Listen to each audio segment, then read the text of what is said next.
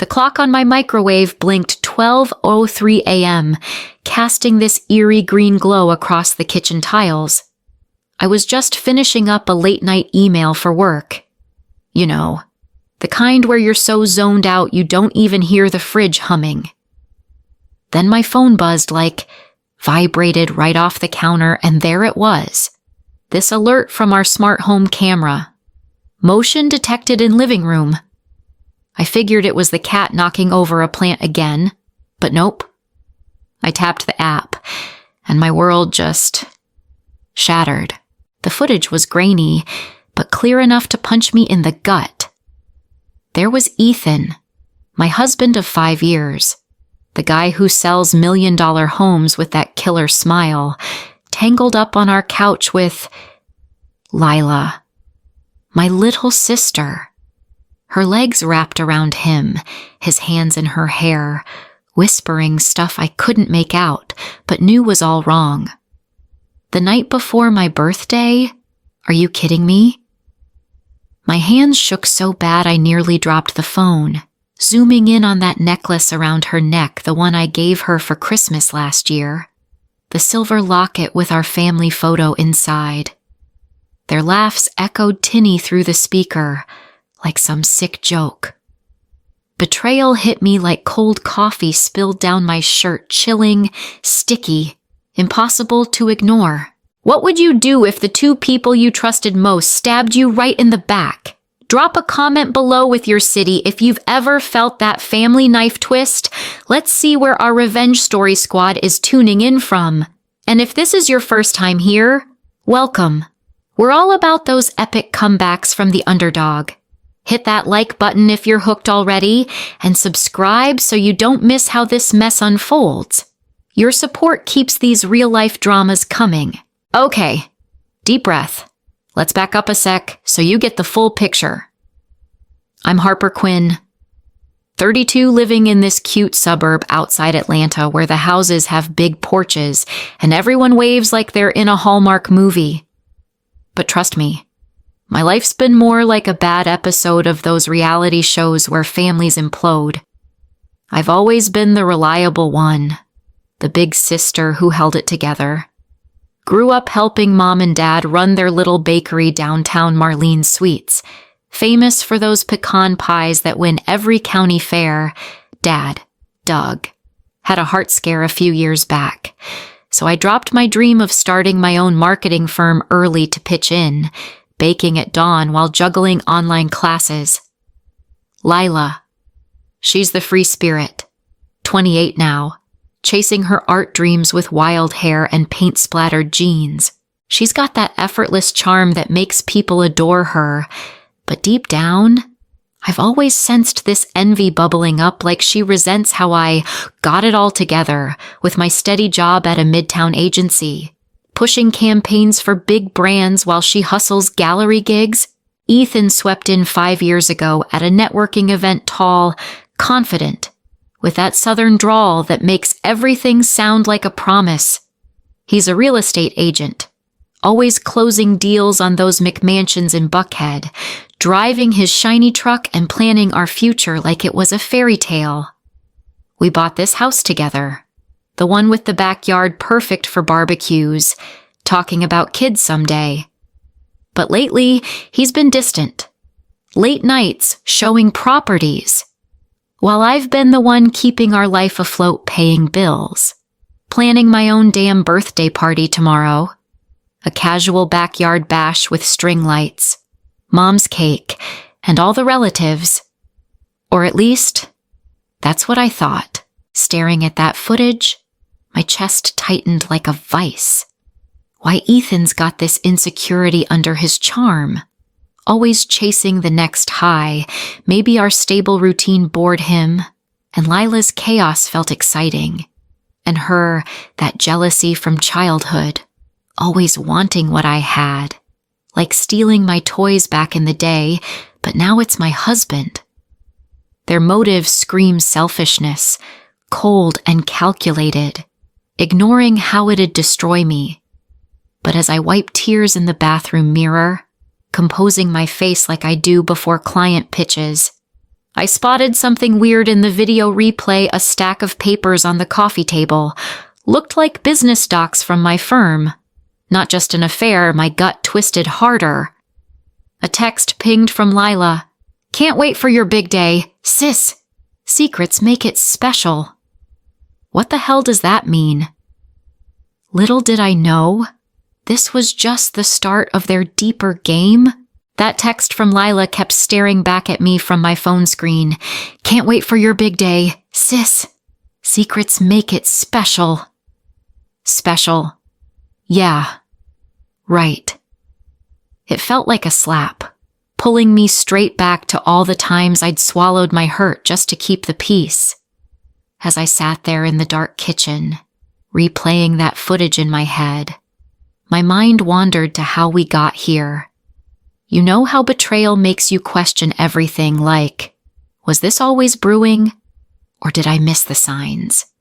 Let me take you back to the roots of this mess, our family in Atlanta, where Southern charm hid a whole lot of favoritism and unspoken grudges. It's the kind of stuff that shapes you without you even realizing. Picture this. Our family home was right above Marlene's Sweets, this cozy bakery on a bustling street in Decatur, with the smell of fresh cinnamon rolls wafting up through the floorboards every morning. Mom Marlene had that classic Southern mom vibe, apron tied tight, hair in a neat bun, always baking with a smile that could charm the grumpiest customer. Dad, Doug, was the quiet type, manning the register and telling corny jokes to regulars. We grew up in that warm, flower-dusted world, but even as kids, it was clear who the star was. Lila, my little sister by 4 years, was the golden child. She had these big doe eyes and wild curls that made everyone coo over her. Me, I was the practical one, the fixer, always in the background like an extra in our own family movie. I remember one summer when I was 15 sweating in that bakery kitchen during a heat wave. The AC was busted, and the oven heat turned the place into a sauna. Dad had just gotten out of the hospital after a minor surgery, nothing life-threatening, but enough to slow him down. Mom was frantic, juggling orders for a big wedding cake. Lila, who was 11, was helping by doodling on napkins, turning them into these cute little sketches of flowers and birds. Me, I was up at dawn, kneading dough, frosting cupcakes, and running deliveries on my bike, pedals pumping through those humid Georgia streets. My arms ached, my shirt stuck to my back. But I did it because that's what big sisters do, step up. That night at dinner, around our scarred wooden table cluttered with bakery leftovers, Mom raved about Lila's drawings. Look at this talent. My little artist is going places. She pinned one to the fridge like it was a masterpiece. Dad nodded along, patting Lila's head. And me, I got a quick, thanks for helping out, Harper, before they dove back into praising Lila's creativity. I sat there, fork poking at my pie, feeling this quiet sting in my chest. It wasn't jealousy exactly, more like invisibility. Why didn't my hard work count the same? I swallowed it down with a smile, telling myself family came first. But deep down, it planted this seed no matter what I did. Lila's sparkle always outshone my sweat. Fast forward a bit to high school. Prom night, every girl's dream. Right. I had this thrifted blue dress, simple but pretty, and a date with a nice guy from math class. But the day before, Dad twisted his ankle badly at the bakery, slipping on some spilled flour. Mom panicked. We had a huge order for a church event. Harper, honey, we need you, she said, eyes pleading over the phone. Lila was off at some art camp, painting sunsets or whatever, so I canceled my date, hung up the dress, and spent the night elbow deep in batter. The next morning, while my friends posted prom pics, glittery gowns, limo rides, I was boxing donuts, smelling like vanilla and regret. When Lila got home, she showed off her camp artwork, and bam, more fridge magnets. More, "Oh, Lila, you're so gifted." I bit my tongue, thinking, it's fine. They're family. But it hurt, like a slow bruise building up. Those moments weren't isolated. Lila had this way of turning things to her advantage, even back then. One time, I entered this school art contest, yeah. I dabbled in drawing too. Nothing fancy. Just sketches of Atlanta skylines to unwind. I worked on mine for weeks in our shared bedroom, hiding it under my bed. The night before submission, I found it ruined paint splattered like an accident. Lila swore she knocked over her watercolors while borrowing my desk. Mom brushed it off. Oh, sisters fight. But Lila didn't mean it. I knew better. Her smirk said otherwise. It was like she couldn't stand me having something of my own. That prank echoed now, watching her in that footage stealing not just my toys or my spotlight, but my whole damn life. As we got older, the pattern stuck. I busted my butt through community college, waitressing at the bakery to pay tuition, majoring in marketing because it promised stability. Lila. She floated through art school on scholarships and loans from mom and dad that never got repaid. I'd come home from late shifts, feet throbbing, to find her lounging on the porch with her latest boyfriend, laughing about her inspirational day. Her envy simmered under the surface. I caught it in side-eye glances when I'd talk about my promotions, or how Ethan and I were saving for a house. She wanted the security I built, but without the grind and Ethan. When we met, he fit right in charming mom with compliments on her pies, helping dad fix the bakery sign. But looking back, those long chats with Lila at family barbecues, were they always flirty? He'd laugh at her jokes a little too hard, linger when she showed off her paintings. I chalked it up to him being friendly, but maybe his own insecurities were at play. Ethan's real estate gig looked glamorous, but deals fell through often, leaving him frustrated. My steady job probably grated on him, making Lila's chaotic energy feel like an escape. Our parents didn't help. Mom and dad loved us both. Sure, but their favoritism was baked in like those uneven layers in a cake. They'd beam at Lila's gallery openings, even if half the paintings didn't sell, while my big client wins, gets a pat on the back and "That's nice, dear." It made me overcompensate, always the one organizing holidays, paying for dad's meds when insurance lapsed. I thought it built character, made me strong. But now, staring at that phone, it felt like a lifetime of being the reliable one had set me up for this gut punch. Ever felt like the invisible sibling? The one who holds it all together while someone else gets the glory, yes or no? In the comments, let's share stories. I bet a lot of you have been there, and hearing from y'all makes this feel less lonely. By the time Ethan and I tied the knot in a simple backyard ceremony, string lights twinkling like the one planned for tomorrow, Lila was my maid of honor. All smiles and toasts about sisterly love.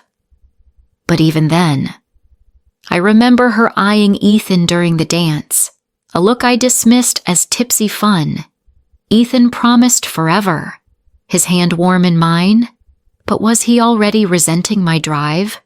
His career highs and lows left him cold sometimes, pushing him toward whatever felt easy and exciting. Lila fed that, her free-spirited vibe a balm for his ego bruises. Their coldness now, it's calculated, born from jealousy and boredom, ignoring the wreckage they'd leave as those childhood memories flooded back. Sitting alone in the kitchen with the clock ticking toward dawn, I felt this mix of regret and quiet anger. Regret for all the times I let it slide, anger at how it led here. But it was stirring something else, a spark of resilience. I'd built my life from scratch once. Maybe I could do it again. Little did I know, this roots-deep toxicity was about to unearth an even uglier scheme. That spark of resilience from digging up those old memories. It kept me going as the sun peeked through the blinds. But honestly, it was flickering like a dying bulb. I couldn't shake how my life had become this endless cycle of giving, pouring everything into work, marriage, family while getting scraps in return. It's that classic American hustle. Right chasing stability, but ending up exhausted. As I refilled my coffee, the bitterness matching my mood, I realized these sacrifices weren't just habits. They were the cracks where Ethan and Lila's betrayal slipped in. My job as a marketing exec was my rock and my grind. Imagine me hunkered down in that sterile office, screens glaring under harsh lights, hammering out campaigns for flashy brands. I'd clock overtime like it was nothing, tweaking ads till my eyes burned, just to cover Ethan's real estate busts. "Babe, the market's tough, your steady gig saves us," he'd say with that grin, leaning on the counter like he owned the world. I'd wire the cash, telling myself it was a partnership. But deep down, it stung, this quiet resentment building. Like I was his backup plan while he chased thrills. The family piled on the weight. I'd handle it all. Thanksgiving spreads in Mom's kitchen, steam rising from pots of collards and cornbread, me chopping away while everyone chatted. Last fall, I drove across town in rush hour for Dad's meds insurance glitch again, then detoured to Lila's studio with loan cash for her paints. "You're the best. Sis, I'll hit you back soon." She'd hug me, her space a whirlwind of canvases and chaos. That money vanished, like always. Mom and Dad, all about Lila's gallery buzz. "Harper, squeeze in her opening, it's huge," Mom texted, ignoring my client's deadline. I'd rearrange, show up smiling. But inside, this isolation grew sticky as Georgia heat, making me question why I always bent backward. Ethan's coldness amplified it. Our marriage started Sweet Park picnics, his arm around me under the oaks. But lately, empty house nights, dinner cooling on the stove. "Client ran late," he'd text. Heart emoji feeling fake. When I'd push, he'd gaslight. "You're stressed. Babe, don't overthink." I'd lie awake, fan whirring, thinking, am I the problem? His resentment clear, now jealous of my climb, while his deals tanked, craving Lila's spark over our routine. Dinners highlighted the mess. Backyard gatherings, grill smoke curling under string lights, tables groaning with Mom's potato salad. I'd set up, refill plates, while Lila arrived late, stealing the spotlight with her art. Ethan. He'd lean in, laughing too hard at her jokes, eyes lingering. I'd brush it off, but it built this slow burn of bitterness. The twist hit a month ago late night work. My desk littered with notes, an email pinged from Ethan's account, accidentally forwarded chain with Lila. "Business chances look good, drink soon." Attached docs mimicking my firm's client list. Heart racing. I deleted it, too tired to dig. Paranoia sparked. 2 weeks back, the reconciliation night Ethan with takeout chicken, dim lights, gentle hands. It felt real, reconnecting on that couch. But now twisted tenderness, he knew their scheme, yet played house. Unbeknownst, it left me pregnant, my body holding a secret amid the lies. Fatigue hit hard, but I blamed stress. Then, the call from Jenna, my hacker buddy, weird trails on your email watch, close folks. Her voice urgent over the line, screens glowing in my mind. Seeds of doubt planted, twisting my gut. Ever dump your all into family and feel drained? Share below, it's therapeutic hearing, y'all. These sacrifices, they wore me thin, turning quiet anger into fuel. Little did I know, they'd backfire big, exposing their scheme and forcing my hand, keep sacrificing, or fight back. That quiet anger simmering from all those sacrifices, it finally boiled over that same night, turning my exhaustion into this raw, electric fury. I couldn't just sit there anymore, nursing coffee and regrets. No. I grabbed my laptop from the office nook picture this dim corner of our house, cluttered with my work files and a dying plant I kept forgetting to water, and dove headfirst into the mess. The screen's glow lit my face like a ghost as I replayed the footage, pausing on every frame, zooming in on those business docs scattered on the coffee table. What were they hiding? My hands flew across the keys, pulling up Ethan's email we shared passwords for. Trust? And there it was, a thread with Lila stretching back 3 months. Not just flirty crap. Full-on plotting. My stomach dropped like a rock. The emails painted this ugly picture. Their affair kicked off at one of Lila's gallery shows, where Ethan networked a little too hard. "You're the spark I need," he wrote her, like some cheesy line from a bad rom-com.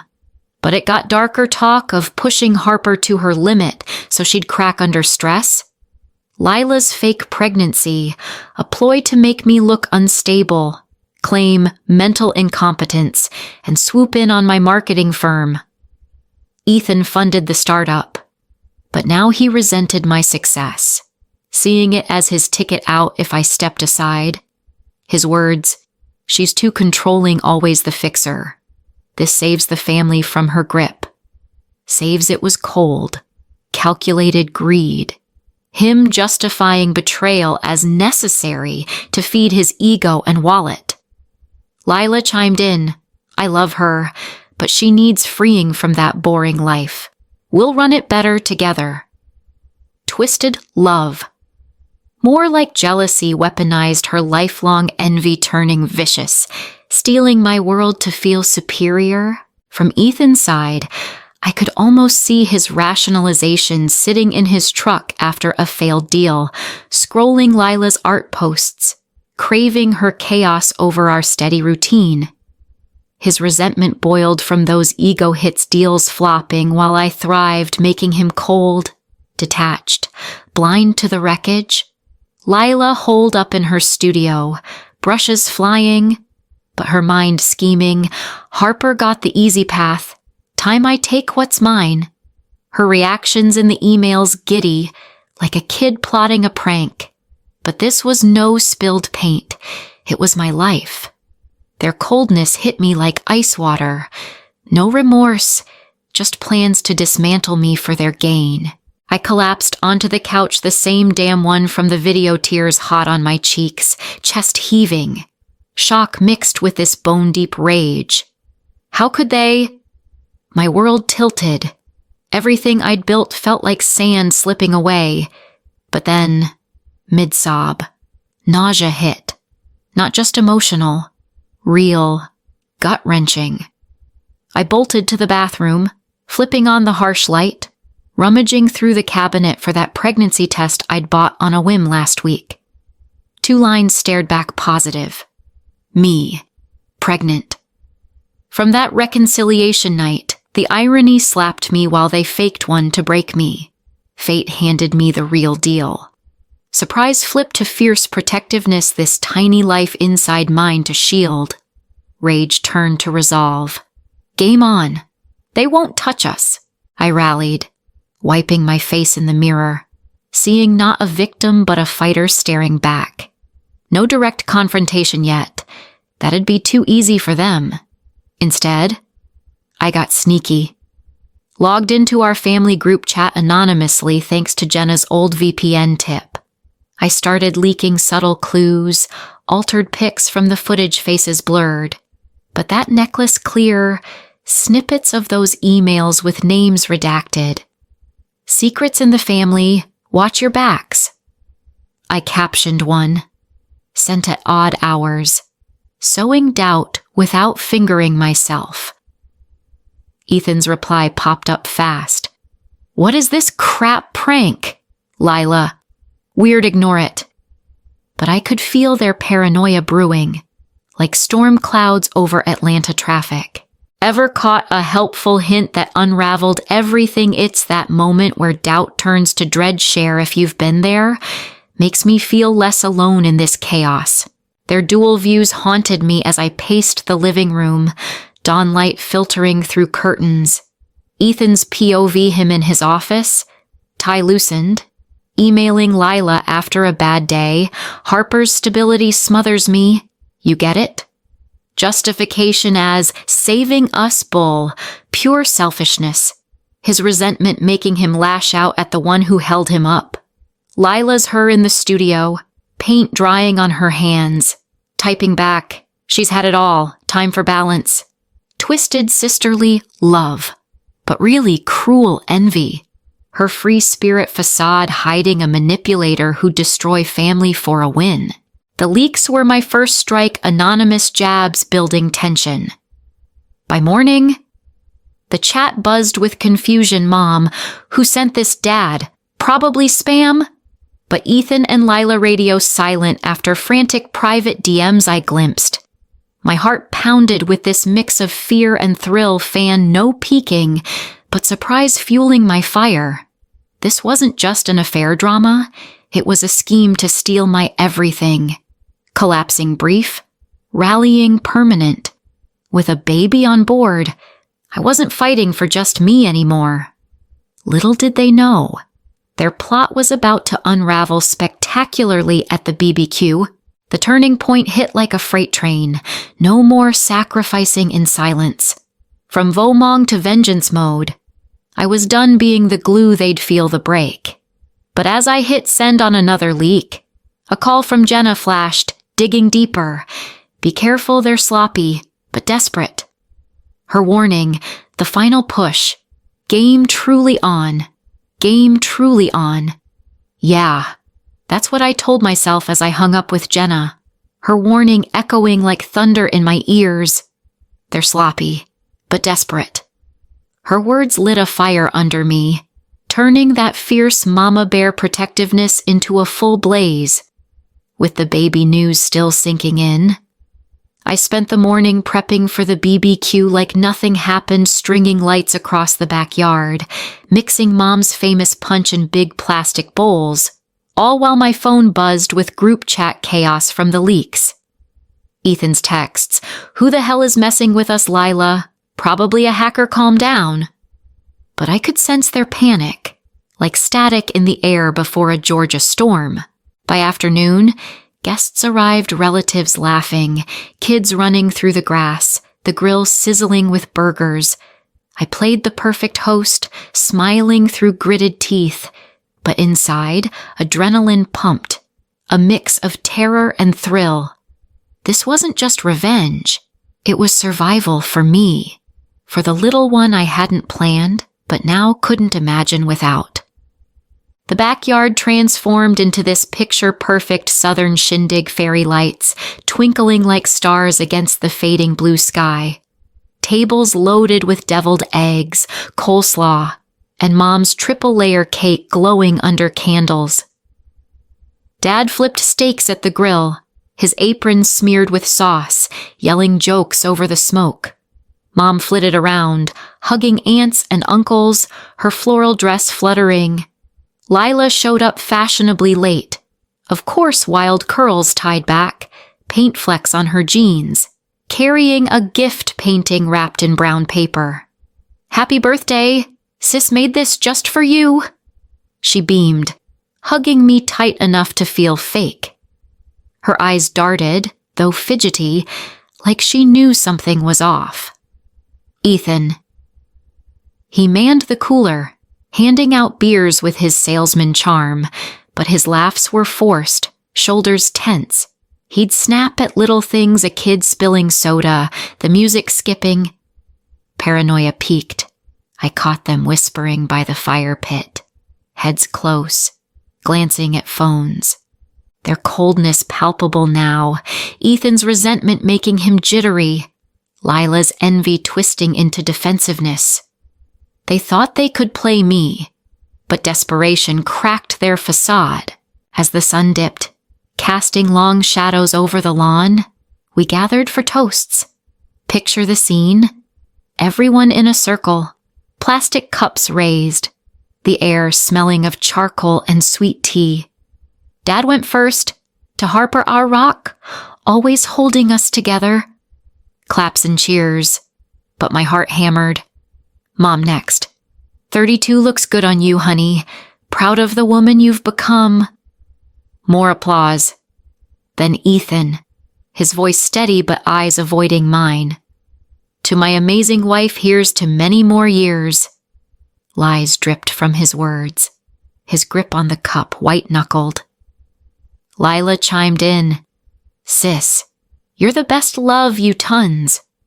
Her smile faltered, hand on her belly like playing the fake pregnancy card already. My turn. I stood, phone hidden in my pocket, connected to the Bluetooth speaker disguised as party tunes. Thanks, y'all, it means the world has family here. Deep breath. But before we dig in, I've got a little surprise audio toast, something to really celebrate. I hit play.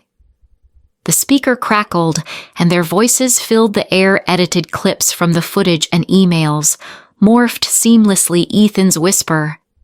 You're the spark I need, pushing Harper to her limit. Lila's giggle. Fake bump to make her crack, then we take the business. Gasps rippled through the crowd. Parents' faces drained white. Mom's cup slipped, spilling punch-like blood on the grass. Dad stammered. What the hell? Aunts murmured. Kids hushed. Chaos erupted. Ethan lunged for the speaker. This is bullshit, a hack. His denial cracked, face red with rage. But desperation showed resentment boiling over into panic. He grabbed my arm. Harper, turn it off. You're ruining everything. Ruining his cold plan to gaslight me into breakdown flashed in my mind, fueling my stand. Lila crumbled, tears streaming. It's not what it sounds like, we were just talking. But her fidgeting turned to sobs, hand clutching that fake belly, envy exposed as ugly manipulation. Guests stared, phones out recording the American backyard dream shattering in real time. The bombshell twist hit mid-audio, my voice overlaid. No, their words twisted further. That reconciliation night, she's pregnant now for real, but we'll spin it, make her seem unfit. Wait, how? The edit glitched, no. I'd layered in a snippet from my own recording, but it backfired beautifully, revealing my secret. The crowd gasped louder. Pregnant. Mom clutched Dad. Harper, is this true? I froze, but surprise flipped to power my hand on my belly. Protective? Yes, our baby. But their fake one. To steal my life. Ethan paled.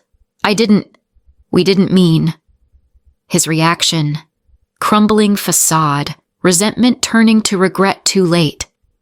Lila wailed. I was helping freeing you. Twisted love. Nah. Pure cruelty. External punch. My phone buzzed. Jenna, hacking in.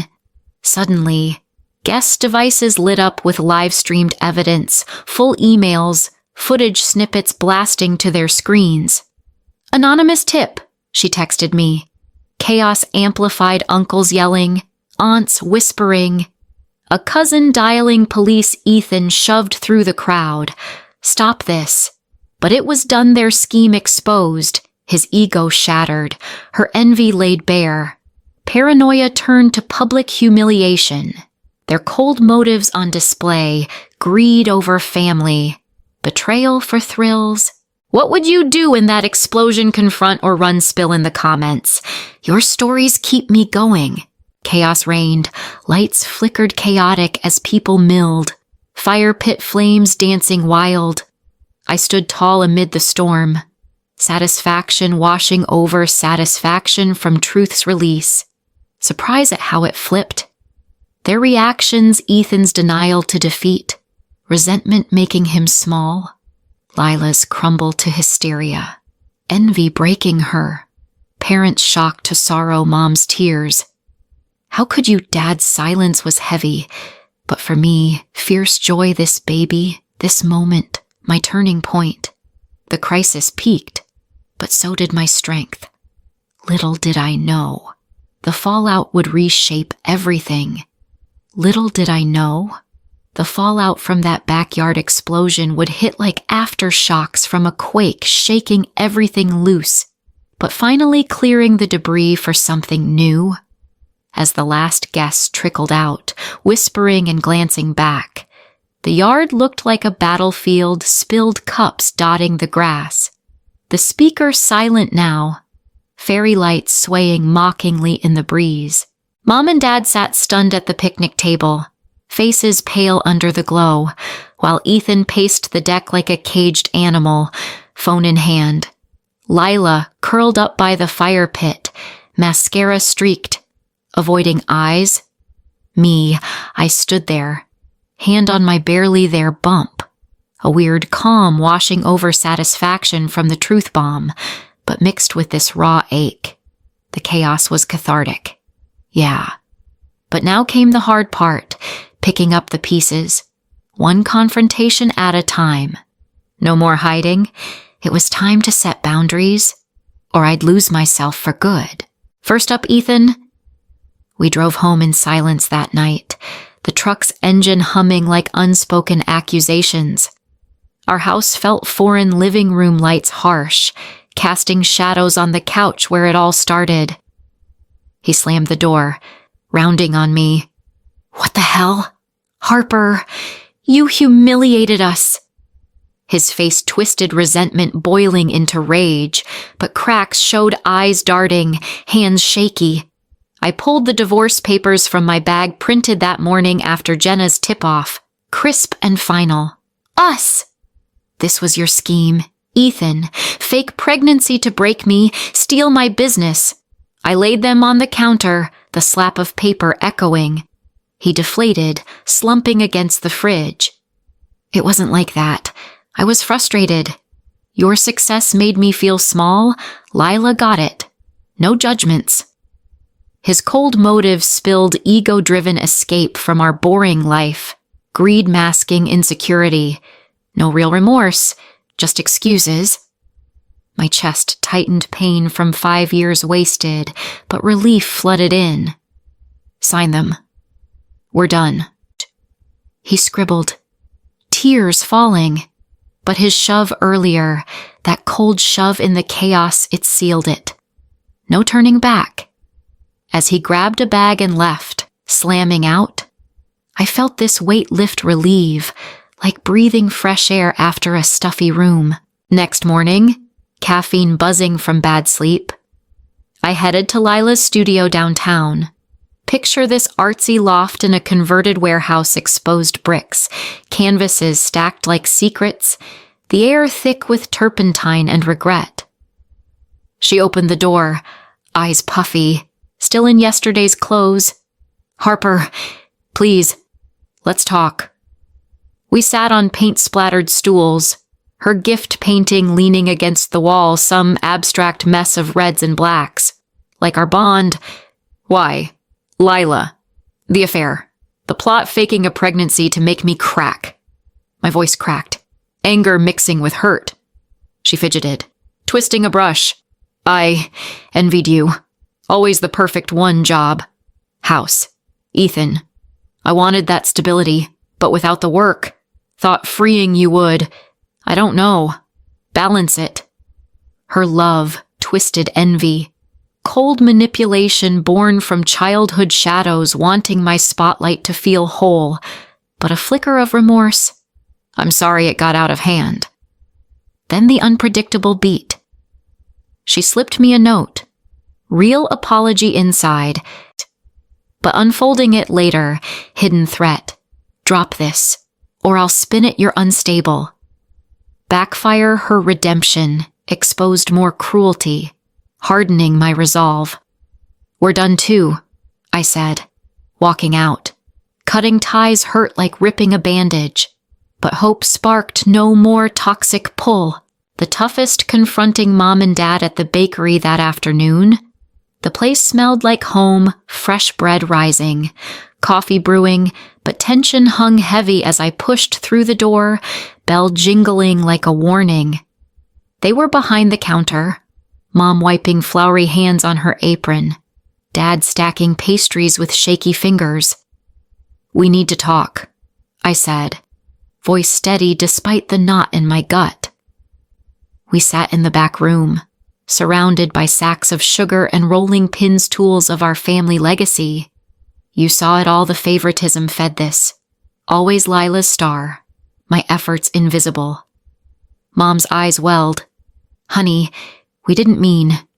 We just saw her struggling. Thought you were strong."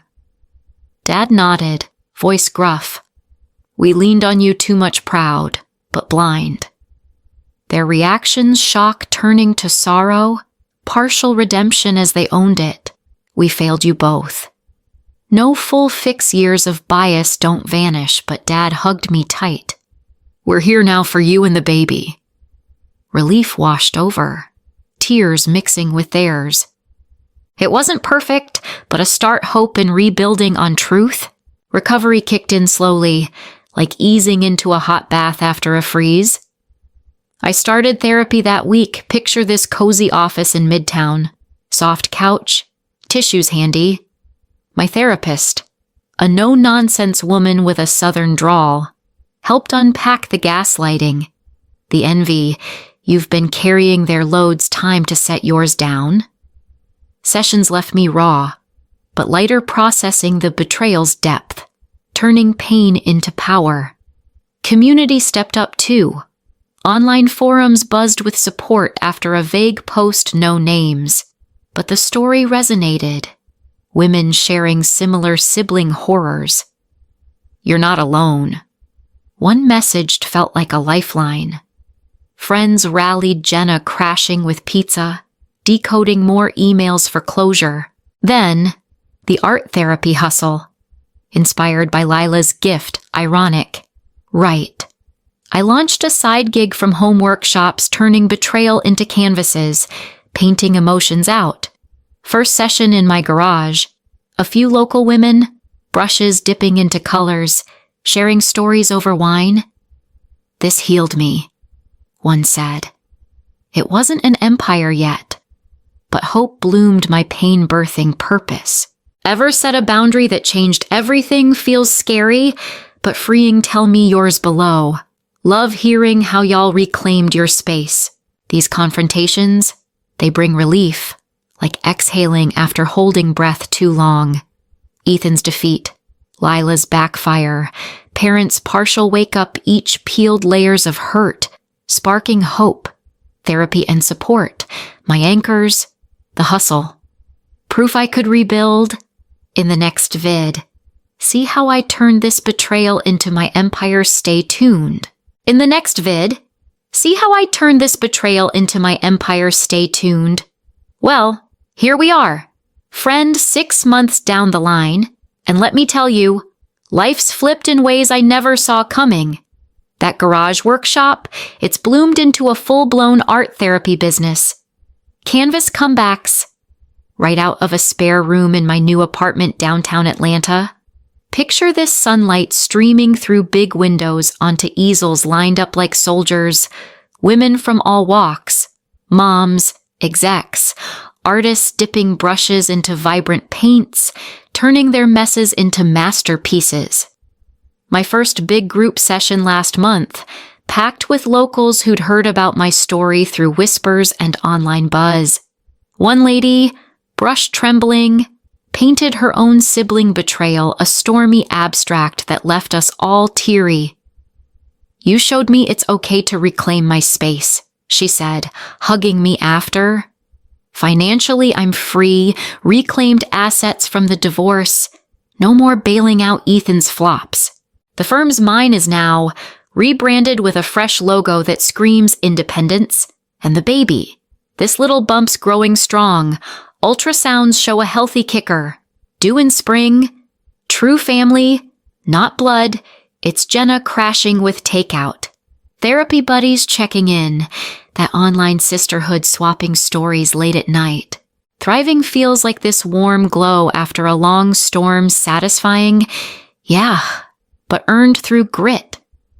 Mornings now, I sip decaf on my balcony overlooking the city buzz. Skyline glittering like possibility. No more invisible glue. I've built boundaries that stick. Ethan word is, he's crashing with buddies. Deals drying up after the scandal hit local networks. His resentment bit him back, leaving him small and scrambling. Last I heard, he sent anonymous cash through a lawyer, amends. The note said, I donated it to a women's shelter. No strings from him anymore. His cold greed. It taught me to spot users early that ego-driven escape wasn't love, just weakness. Lila, holed up in her studio. Gallery invites gone quiet. Envy isolated her twisted love ploy backfiring into loneliness. She tried a fake apology note that hid a threat. But when I went public anonymously online, no names, just the vibe. Her rep tanked. Partial redemption, mom and dad stepped up weekly bakery visits. Dad helping with biz paperwork. Mom knitting baby blankets. Their bias owned now, with real effort to balance. It's not perfect, holidays are awkward, but it's progress. Like mending a frayed quilt. Reflection hits deep on quiet nights. Curled up with herbal tea in my journal. Pages filled with raw entries. Self-worth. It's not blood ties that define family, it's choices. The ones who show up without agendas. Spotting gaslighting. Huge lesson, those subtle digs.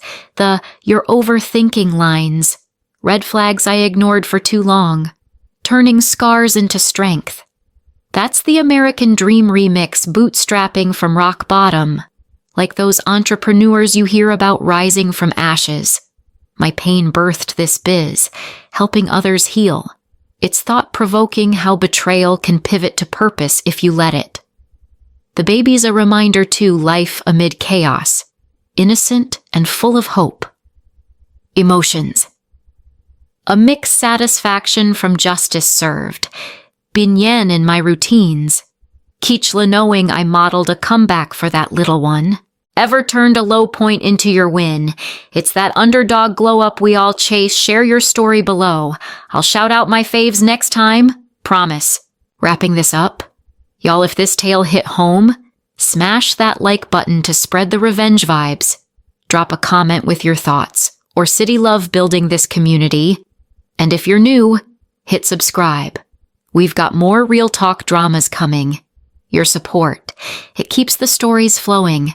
Thanks for hanging with me till next time.